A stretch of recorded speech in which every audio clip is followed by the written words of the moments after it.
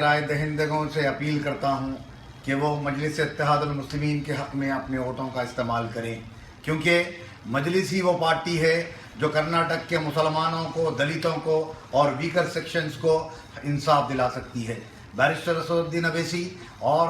جناب اکبر الدین اویسی صاحب کی کوششوں کا نتیجہ ہے کہ آج بنگلور میں مسلمان اور دلت ایک جٹ ہو رہے ہیں، اور انشاءاللہ ہندوستان بھر میں دلت اور مسلمان ایک جٹ ہوں گے اور ہندوستان کی ہر ریاست میں مجلس اتحاد المسلمین کے نمائندے ہوں گے۔ تو میں بنگلور کے نواسیوں سے، بنگلور کے ووٹروں سے پرزور مطالبہ کرتا ہوں کہ اب وہ جو ہے ووٹ مجلس اتحاد المسلمین کے حق میں استعمال کریں اور مجلس کے امیدواروں کو کامیاب بنائیں تاکہ بنگلور میونسپل کارپوریشن میں مجلس اتحاد المسلمین کا قبضہ ہو۔ اور میں دلت بھائیوں سے بھی یہ گزارش کرنا چاہتا ہوں، کیونکہ